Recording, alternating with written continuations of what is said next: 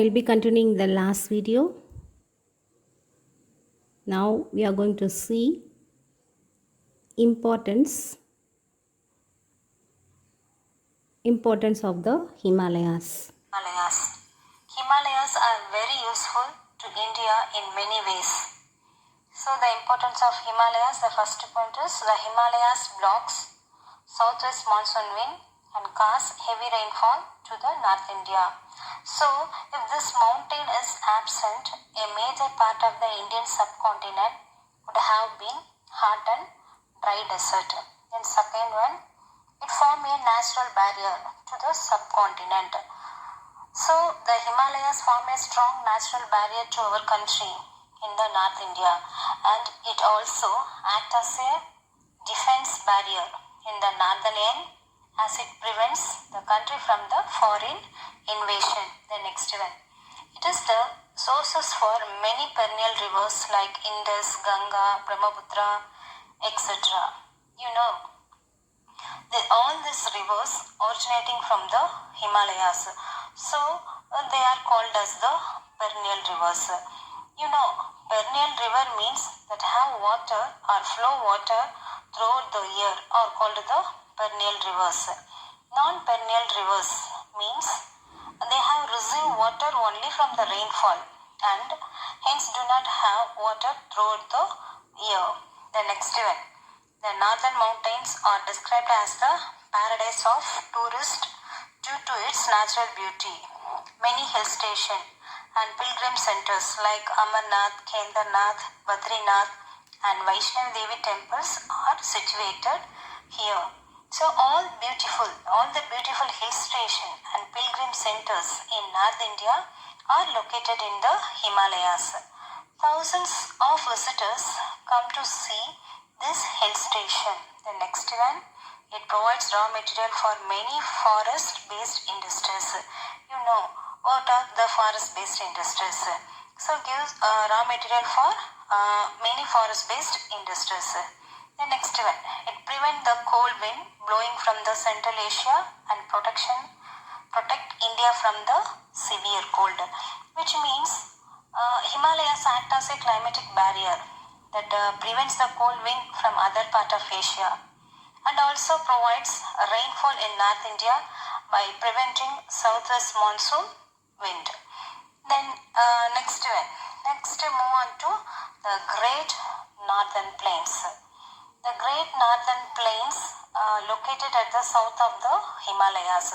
So this plain is located in the south of the Himalayas, extending of northern Great Plains across 7 North Indian states. In fact, the entire northern plains stretch outside the India too. We got the most of the fertile plains for India, that is the northern plains. In the northern plains, the first major part is the major river streams are present here because they are originating. So all originating from the Himalayas and pass through the plains. So the northern plains, how was formed the northern plains? The northern plains was formed or created by the Indus, Ganga and Brahmaputra rivers. It extends over a length of 2,400 kilometers and covers an area of over 7 lakh square kilometers.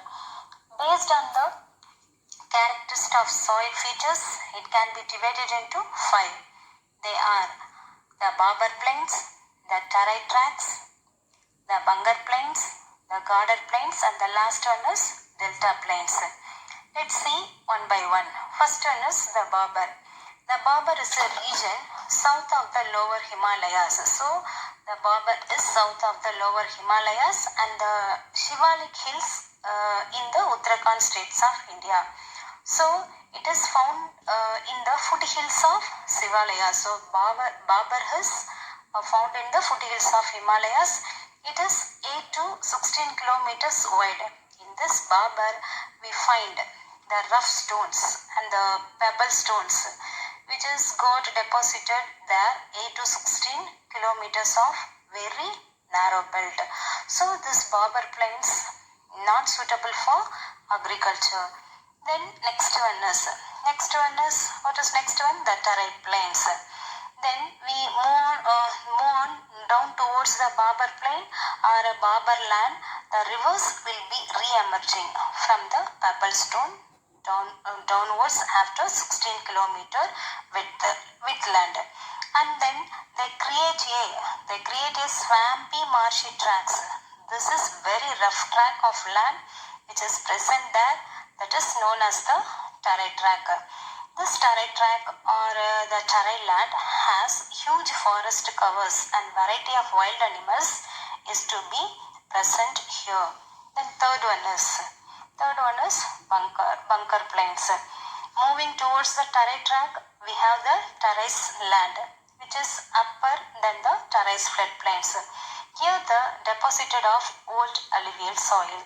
This soil is dark in color, rich in humus content, well drained, and it is useful for agriculture. Next one is Gauder. So Bunker is the old alluvial soil, Gauder is new alluvial soil. Every year formed new alluvial soil. The new alluvial track along the courses of river are known as the Gauder or Bedland. So how was new alluvial soil formed? This soil is formed deposited by the river beds or by water flowing over floodplains. So the soil are immature and have weak profiles due to their recent origin. Most of the soil is sandy and clay. This clay soil, so it is a highly fertile soil.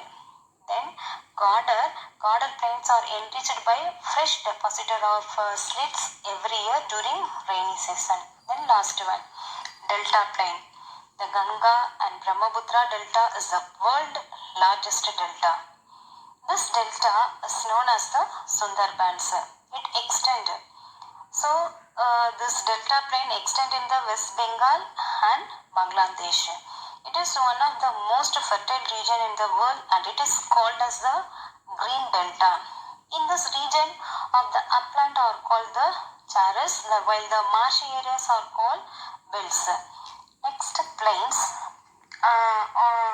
on the basis of the deposition of sediments by various rivers and topographic characteristics of northern plains can be divided into four major regions. They are, the first one is the Rajasthan plain, Punjab and Haryana plains, Ganga plains, then last one is Brahmaputra plains. First one, Rajasthan plain. Rajasthan plain is located to the west of the Aravalli range. The Rajasthan plain extends over northwest of India. It covers western Rajasthan, where 2/3 of this region is desert. This plain is drained by a number of seasonal streams originating from the Aravalli range. Luni is an important river of this region. There are several salient lakes in Rajasthan plain. Next one is Punjab and Haryana plains. The fertile plains of Punjab and Haryana lies to the northeast of the Great Indian Desert. Punjab and Haryana covers an area of about 1.7 lakh square kilometers. Then how was Punjab and Haryana plains formed? This formed by the deposition of rivers Satluj, Peas and Ravi. The area between Ganga and Yamuna rivers lies in the Haryana and form a Haryana plains. It acts as the water divided into dope between the Yamuna and the Satluj rivers. So what is dope? Dope means a land between the two covering rivers. Then next one, Ganga plains. Ganga plain is the largest plain in India. It extends from Yamuna river in the west up to Bangladesh in the east, covering distance of about 1,500 kilometers with an average width of 300 kilometers. Ganga plains covers the states of Uttar Pradesh, Bihar and West Bengal. The Ganga along its large tributaries such as Ramganga, Gomti, Gagra, Koshi, Yamuna, etc. from the north, and Sun, Champal, Betwa, etc. from the south. Then last one is Brahmaputra Plain. It is located in the state of Assam. So this plain, Brahmaputra Plain, located in the state of Assam, actually the Brahmaputra is originated in the Tibet and is locally known as the Sangbo before entering India. When entering into India, it called as Brahmaputra River. So this plain is about 720 km long and about 60 to 100 km wide. This region is surrounded by high mountain except on the west. There are large marshy tracts in this area. The alluvial fans have been led to the formation of terrain. Next physiographic division is Peninsular Plateau. Peninsular Plateau is a major physical division of India. This is the largest physiographic division of our country.